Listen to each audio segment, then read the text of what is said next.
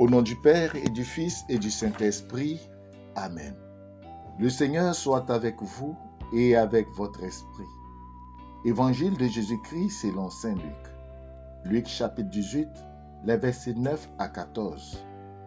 En ce temps-là, à l'adresse de certains qui étaient convaincus d'être justes et qui méprisaient les autres, Jésus dit la parabole que voici. 2 hommes montaient au temple pour prier. L'un était pharisien et l'autre publicain, c'est-à-dire un collecteur d'impôts.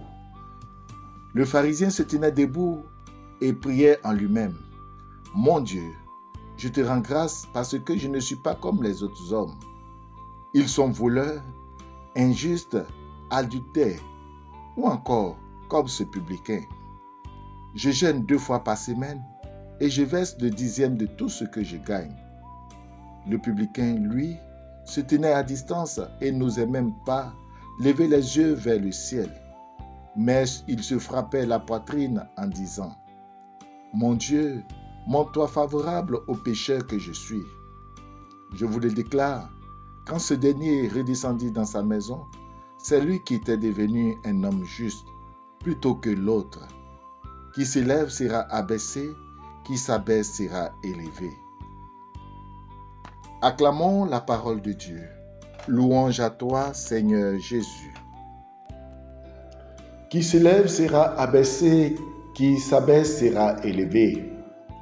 Frères et sœurs, l'évangile de Saint Luc en ce 30e dimanche de l'année liturgique C met l'accent sur la prière et aussi sur l'humilité. Plus qu'une leçon de morale, le Christ nous présente 2 attitudes spirituelles opposées. La première est celle de cet homme qui priait en lui-même.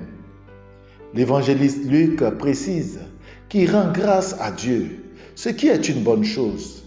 Mais à y regarder de plus près, il n'est pas tourné vraiment vers Dieu. Il est centré sur lui-même, tellement conscient de tout ce qu'il fait de bien, ne voit rien à recevoir, ni de Dieu ni de personne. Il se compare aux autres. Il se conforte dans ses idées, il les méprise. Les autres lui servent de miroir pour justifier son ego. Cette attitude est perceptible aujourd'hui dans notre société.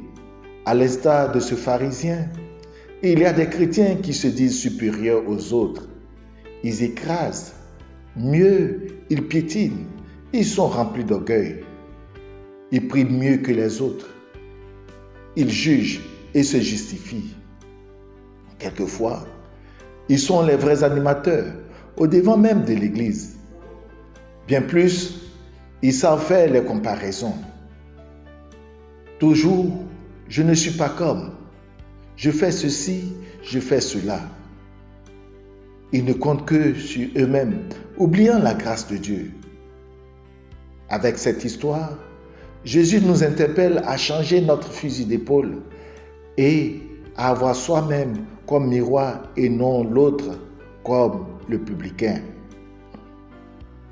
Le publicain n'osait pas lever les yeux vers le ciel et se frappe la poitrine. Il est conscient de ses péchés et les faiblesses de sa pauvreté. Il ne cherche pas à se comparer à qui que ce soit, mais se contente d'être vrai avec lui-même et devant Dieu. Il est dans une attitude d'ouverture intérieure et d'abandon total à la grâce à laquelle Dieu lui permet d'être ajusté et ce faisant, de pouvoir être ajusté aux autres. La prière humble et pauvre touche le cœur de Dieu. La véritable prière est toujours tournée vers Dieu et part de la prise de conscience de notre fragilité humaine, l'abaissement. En somme, cette parole de Jésus en Saint Luc est un appel à l'humilité, à reconnaître ce que nous sommes en réalité. Ce que nous sommes, nous le devons à la pure grâce de Dieu. Et c'est ce à quoi Jésus nous appelle, en nous invitant à renoncer, à nous comparer les uns les autres, car Dieu aime chacun de façon unique. Il est proche du cœur brisé et de l'esprit abattu.